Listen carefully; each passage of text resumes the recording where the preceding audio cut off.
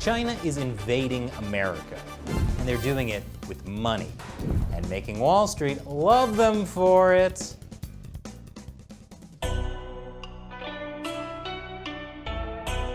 Welcome to China Uncensored. I'm Chris Chappell. The Chinese Communist Party has spent years infiltrating liberal democracies around the world, and one reason they've been so successful is their use of elite capture.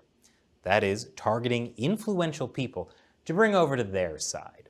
One of their main targets for elite capture is business leaders, and it's really worked out well so far. So how does the Chinese Communist Party influence Wall Street? Joining me today is Professor Clive Hamilton, the co-author of the new book, Hidden Hand, exposing how the Chinese Communist Party is reshaping the world. Clive, it's great having you on the show again. Good to see you, Chris.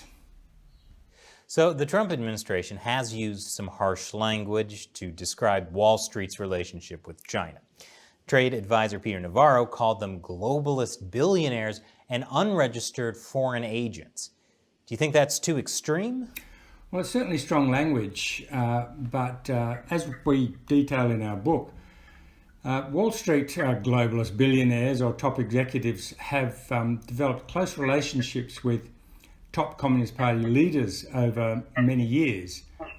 And so when senior Communist Party leaders arrive in the United States, for example, to undertake trade negotiations, the first thing they do is meet with these top globalist billionaires from Goldman Sachs and JP Morgan and BlackRock and so on.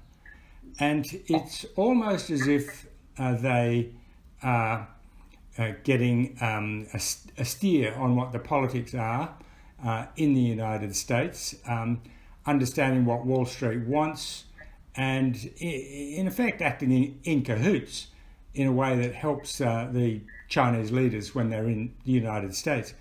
And so I think that's what Navarro was particularly enraged about during the early months of the negotiations between the United States and China over trade, which led to the trade war.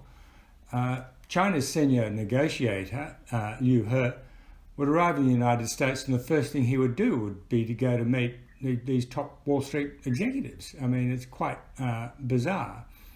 And so when we look at the history of this, going back 20 or so years, we see that whenever a United States president, from George W. through Clinton to Obama, has attempted to do some kind of pushback against China's cheating on trade or investment, Wall Street mobilizes its forces and persuades the president or the advisors that, or indeed Congress, that this would really not be a good idea. So I think it's true to say that Wall Street executives have been the Chinese Communist Party's most powerful allies in the United States. Well, in your book, you talk about how the Chinese Communist Party has targeted Wall Street. How do they do it? Is it just about inviting U.S. companies to do business in China, or is there more to it? Well, in the book, we talk about the way in which in each country, the representatives of China and whoever they're liaising with back in the Ministry of Foreign Affairs, or closer to the Politburo, they identify where the power lies. Where are the centres of power in each nation? And they zero in on those centres of power to exercise influence. And so it depends on what kind of people they are and what they want as to how you go about influencing them. Now, you don't have to think very hard to work out what Wall Street bankers and financiers want. And so the promise of joint ventures, of facilitating Chinese investments in America or American investments in China, or playing a role in China's still very much restricted capital markets, is like, offering Pooh Bear a pot of honey, if I can put it that way. It's absolutely irresistible, and these Wall Street firms will do anything to do it. And if politics in the United States are providing some kind of obstacle then they will do their best to overcome it. Yes, the promise of lucrative rewards, massive rewards, has really shaped the thinking of Wall Street over the last 20 years. They want to get access to that imagined or real Chinese El Dorado, and they'll do anything they can to do it. But it goes beyond that. One of the things we found particularly fascinating was, first of all, the network of very good friendships between top Wall Street executives and top cadres of the Chinese Communist Party. And the other is the willingness of top Wall Street firms and top bankers and finance firms to employ the sons and daughters of top leaders in China. This turns out to be a systematic program of essentially paying bribes, which is what the Securities and Exchange Commission called it when they investigated. And so JP Morgan, for example, has exactly that. It had a program called their Sons and Daughters Program, where they went out of their way to attract and pay very lucrative salaries to the sons, daughters, and occasionally nieces and nephews of top Communist Party leaders, irrespective of their capabilities, because they believed, quite rightly, that this was an instant Guangxi network, and that by employing a son or a daughter, they would get access to deals in China. And that's exactly what has been happening. So it's not because they're really capable, hardworking individuals? There are some great examples. There's one a daughter of a top Communist Party official who was hired by a Wall Street finance outfit who was extremely incompetent, very, very rude, did not turn up to the office very often, and when she did, she sometimes brought her mother.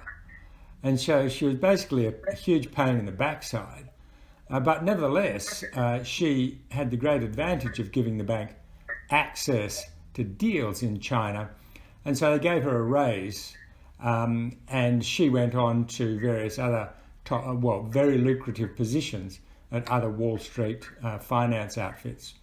So basically, Wall Street gets really entangled with the Chinese Communist Party. So how has Wall Street used its influence to affect U.S.-China policy? Well, one way is by mounting campaigns to pressure presidents, Congress, senior officials to be nice to Beijing, and we've seen them do that for many years. Another way is the kind of revolving door of top Wall Street executives moving into very, very senior positions within the White House, where they can exercise their influence while maintaining their networks with top Communist Party leaders. And in particular, administrations, both Democratic and Republican, have this kind of mesmerized by Goldman Sachs.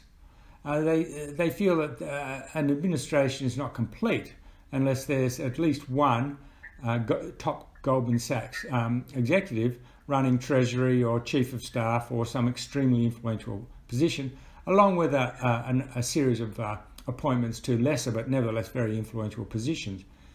And so Goldman Sachs, I think, and this is what we conclude in the book, has been perhaps the CCP's single most important asset over the years in advancing a CCP point of view and pressing the Communist Party's position within Washington. Now, I've never known the Communist Party to stab its own allies in the back, but do you think someday they might turn on Wall Street?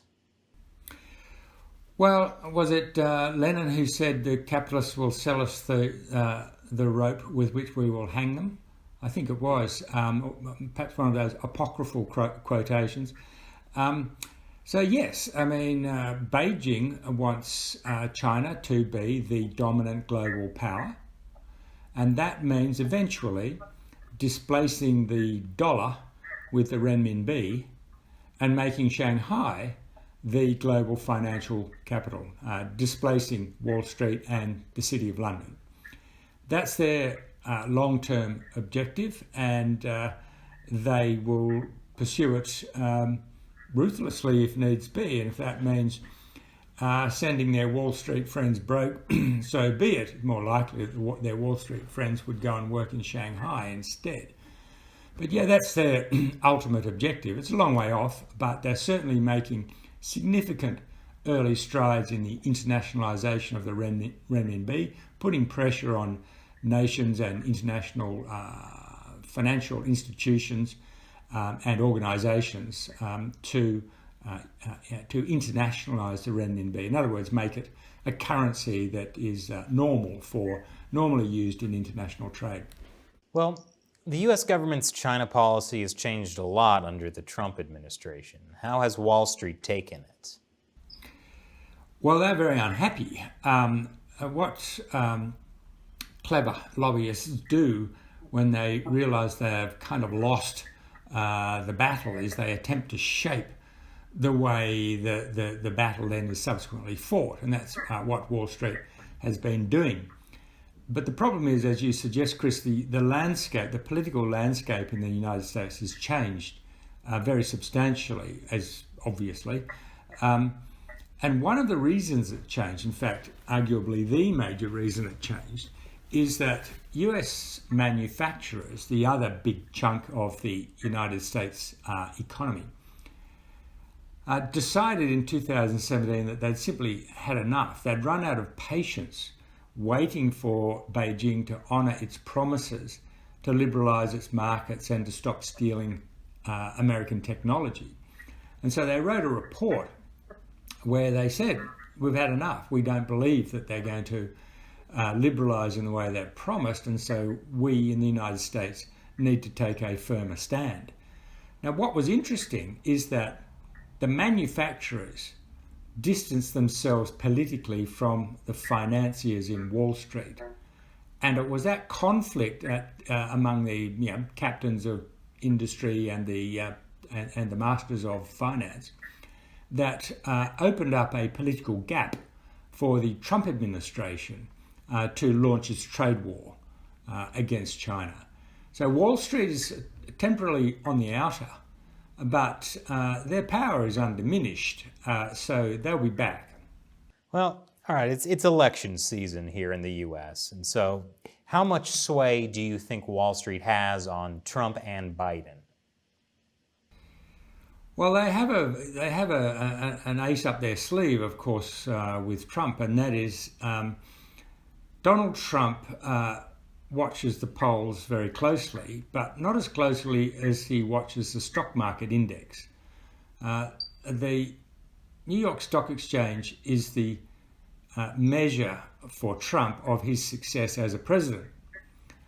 And so that's a very powerful weapon that Wall Street has. Not that they can go out and manipulate it for political reasons, at least not as far as we know. That's an interesting question, actually. So Wall Street still has substantial interest, and there are powerful Wall Street figures or people who originated in Wall Street and will go back to Wall Street when Trump loses, who carry a great deal of sway in the administration. The China doves in the Trump administration are mostly connected tightly with Wall Street. Joe Biden is a bit hard to read. I think it's often the case in a situation like this when you're trying to assess what a president, a wannabe president would be like, would be to look at the people around him, the people who are giving him advice, shaping his view of the world. Biden has shown quite clearly an extremely soft position on China in the past, and he's often boasted about how well he knows Xi Jinping and how many great friends he's got in the top leadership, and so on. My sense is, and I hope I'm not wrong here, my sense is that he's shifted substantially this year and takes a much less sympathetic position towards Beijing. The people around him are a mixed bunch. Some are keen to push back and to carry on broadly with the Trump resistance, if we can put it that way, whereas others still operate under the old settlement, the old view that, well, if we're nice to China and encourage them into the global economy, then suddenly they'll discover how wonderful liberal values are. Mad view, it's totally contrary to all of the evidence. But there are people schooled in that whose careers have been based on that, and they too find themselves within Biden's inner circle. Well, from a broader perspective, I imagine this isn't just a Wall Street issue. Is the Chinese Communist Party doing the same thing to other financial hubs around the world? Certainly, Beijing has targeted all of the major financial hubs, in addition to Wall Street, in particular Frankfurt and, of course, the City of London. And they've done it in somewhat different ways. I mean, the big financial institutions in Europe have also been engaged in sons and daughters programs. But in the City of London, which we talk about at some length in the book, because the City of London in Britain is even more powerful, relatively speaking, within the United Kingdom than Wall Street is in the United States. It's basically because while the United States still has a lot of manufacturing industry, Britain has very little. And that means finance becomes even more important. So Beijing has been undertaking a really quite subtle influence program within the City of London, making friends amongst the powerful people there, including the Lord Mayor. Remember, the City of London is that golden square mile within London, which is the financial hub. And the Lord Mayor of that square mile is a very influential figure. And he's been won over. He now thinks the future of the City of London lies in China. And so they want to turn the City of London into the global financial hub for the renminbi. And already considerable progress has been made along those lines. And as one sign of the politics of this, last year, each year the Lord Mayor has an annual parade. It's going back a long time. It's a very famous event. In fact, I was a boy in London when I was about 8 or 9, and I remember watching the Lord Mayor's parade. And it's a very kind of colourful and calendar event. And the Taiwan office, the Taiwanese embassy in London, has typically had a float in this parade. But last year, the Taiwan office's float was banned. Clearly, they'd come under pressure from the Chinese embassy in London. Nothing to do with Taiwan, thanks very much. And so they just chopped it out. So you can see the way in which Beijing's political influence within the City of London is being exerted in that. That's kind of a small but significant instance. You just imagine how the minds and the understanding of all those top financiers in the City of London have been shaped by their constant trips back and forward to Shanghai and Beijing, and how that influences the kind of pressure and stories that they tell to the government in Britain. I think it's very, very significant, and a story that I think probably still needs to be told in full. So what can countries do about this?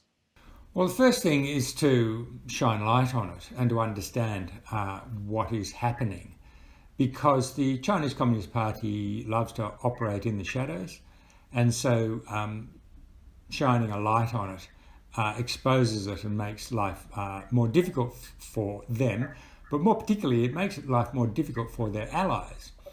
So when executives from the City of London or Wall Street or at number 10 Downing Street or in the White House saying, Prime Minister or President, Mr. President, we really should be much more sympathetic to Beijing's concerns. After all, A, B, C, and it's in our interest to do it because of D, E, F. Then it becomes easier to understand where these people are coming from, that they're being groomed and captured, and they are, in effect, acting as spokespersons for the Chinese Communist Party in their capital cities. Well, Clive, thanks again for joining us today. You're doing some great work. It's a pleasure. Let's hope together we can shine that light. I'd like that. Thank you, Clive. The book is called Hidden Hand: Exposing How the Chinese Communist Party is Reshaping the World. I highly recommend it. I'm putting a link in the description below. You can also find it at bookstores in the US. Yeah, there are still physical bookstores in the US. Once again, I'm Chris Chappell. See you next time.